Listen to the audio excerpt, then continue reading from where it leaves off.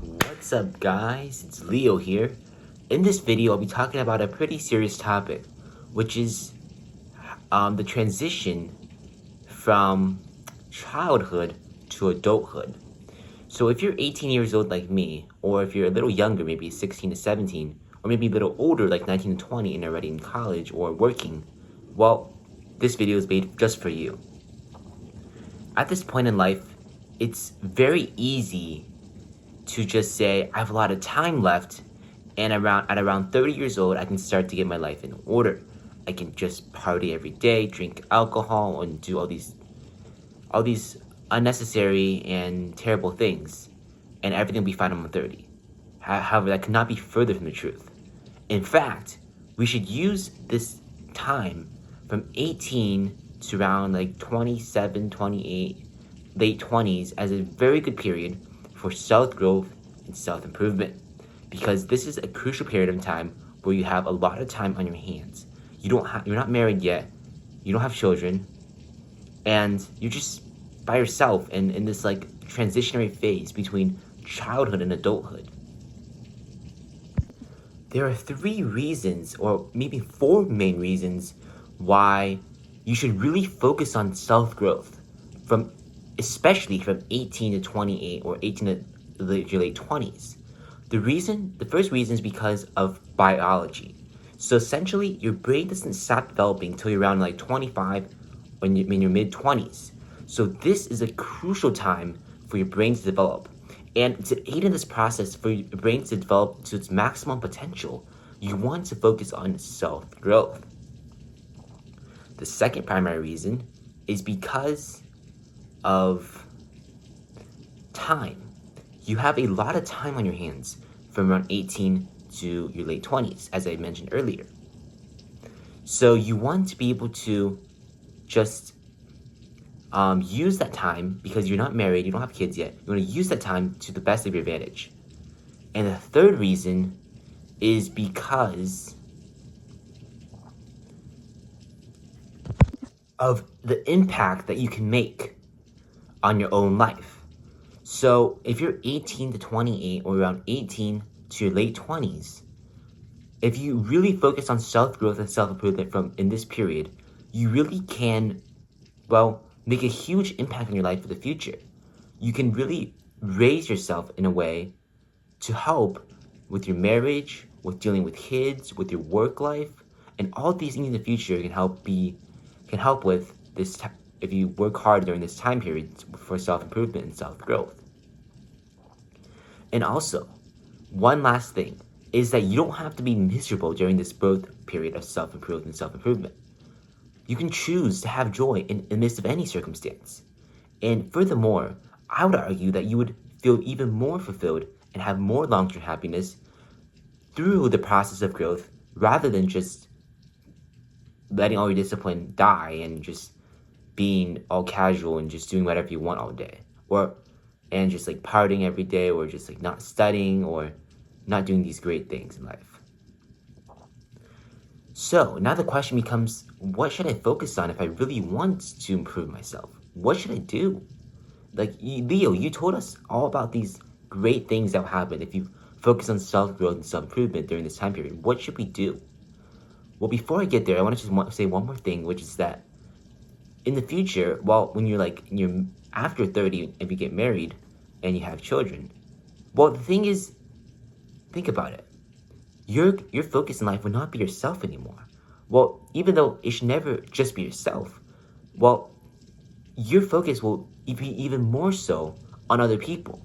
It'll be on taking care of your children, taking care of your spouse, taking care of the elderly or your parents. You'll be focused on other people the entire time, so you have much less time to focus on yourself and to focus on improvement. And the reason you focus on yourself is not for selfish reasons, but is rather to really improve and to make life easier for other people. So what should you do if you want to focus on self-improvement and self-growth? The first thing you want to work on is to use your time wisely. So if you're scrolling on social media for over 2 to 3 hours a day. That is time that could be spent used literally to anything else. Imagine if you were to spend the same amount of time you use on social media every day on an activity. You could become literally nationally ranked or even world class at that activity.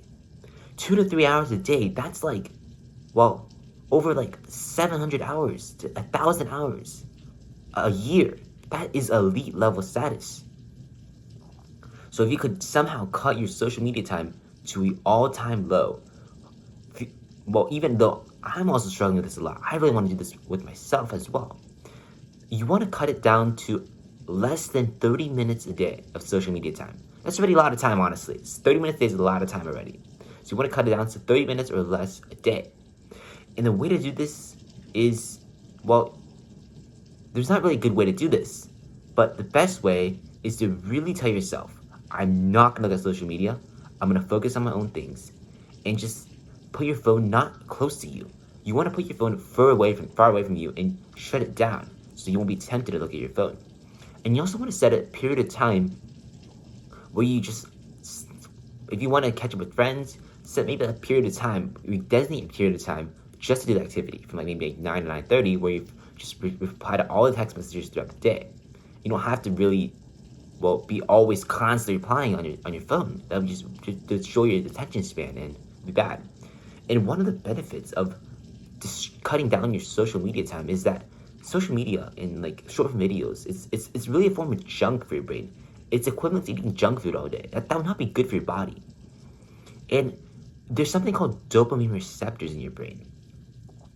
And the more dopamine receptors you have, the harder it is to satisfy your brain. But if you cut off this constant stream of dopamine from social media, you will slowly make your brain resensitize to dopamine. So you find joy and even pleasure in the simplest of things, like going on a walk outside in the rain, or maybe studying some math at night.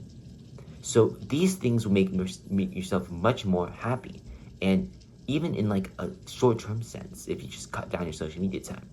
So the first thing you want to do is to cut out your social media time, and the second thing you want to do is to redirect that time from social media to other things. And in particular, I want you guys to think about what you guys love doing and really focus on those 1 or 2 things in your life that you want to get really good at. So cut off all your social media time and redirect that time to an activity or something you want to do. It could be like cooking, chess, it could be like debate or anything. Work on that thing, 1 or 2 things, for like 2 to 3 hours a day instead of looking at social media all day. And over time, you'll find yourself more entrenched and even more deeply in love with this activity. It could be math, it could be physics, it could be chess, it could be a sport, it could be a musical instrument or anything. But don't focus on too many things at once, or else that'd be really hard to get good at those things. You don't want to overload yourself either. And that's the second thing. So the first thing, to recap, is to cut your social media time. The second thing is to redirect that time to 1 or 2 activities that you really love. Or if you don't love any activity, find something you love. Just explore these things out there. There's so many things out there. There's so many opportunities. And the third thing you want to do is to really think about how to stop thinking about yourself. Because a lot of times it's very easy, and I'm a huge victim of this as well. It's so easy to think about yourself all the time and how to please myself and get what I want. And it's really hard to think about, how do I think about others and serve other people? Like, the purpose of doing all these things, well, getting good at this activity and really cutting out social media time, that is not exactly just for yourself. It could also improve other people's lives as well. If you really get good at something and you contribute to society and you don't waste your time, that's also in a way helping other people, because if you're not contributing to society, well, people will have to contribute to society for you. So you really want to contribute to society in the future, and to do that, you want to get good at activity and cut out social media time. And if you want to think about others, well, that's really important, because you actually become much more fulfilled in life through thinking about other people. If you're constantly thinking about, how do I serve myself today? How do I help myself be happy today? How do I get more out of this every day? You don't really be fulfilled. You just want more and more. Well, you think about how to serve other people today. How do I help others today? How do I brighten a day today? That will make yourself so much more fulfilled and joyful every single day and more happy. So to recap my video, first thing you want to do is to cut out all social media time, or most social media time, because that will destroy your brain and that will destroy your life. The second thing you want to do is to redirect that time into an activity or one or two activities that you really like. The third thing you want to do is to think about others over yourself and think about how to serve other people constantly. The fourth thing you want to do, is really related to your health. You want to be able to maximize your health and your fitness. And the way to do this is to really eat healthy. Start eating healthy. Don't eat junk anymore. So you want to eat healthy, and also you want to exercise every day. I'm a huge victim of this because I'm not exercising enough at all. And I also don't like to eat healthy things. But if you eat healthy things and you exercise a lot, you will slowly become, it will be like a positive feedback loop. The healthiness of the body will feed to the brain will feed to the body. It will be like a positive feedback loop. And as you know, if you improve by 1% every day, you get 31 times better, or is it 32 times better, something like that, by the end of the year. So you just need to make these tiny adjustments in your life and make it into habits. And slowly over time, you'll be so much better than you were before. So essentially, it sums up in this. Cut out the junk in your life and start taking good things for your life. And think about purpose, which is not about yourself, but rather about others. That's the recap of this video. So just to recap one more time, first you want to do is to cut out your brain junk, social media, and short form videos. Second thing you want to do is to redirect that time into one or two activities you really love. Third thing you want to do is to think about others over yourself. That's a philosophy thing. The fourth thing you want to do is to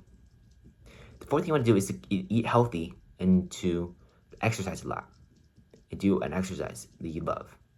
So the thing is, it's not about thinking of yourself. It's not thinking less of yourself, but it's rather thinking of yourself less. Because you don't want to think of less of yourself as if you're below other people. That's not really true. We're all equal. But you want to think of yourself less because you want to think of yourself less frequently, because that would really help. I mean, in the end of the day, it will help yourself be more fulfilled as well as helping other people. So thank you so much for watching this video, and hope to see you next time.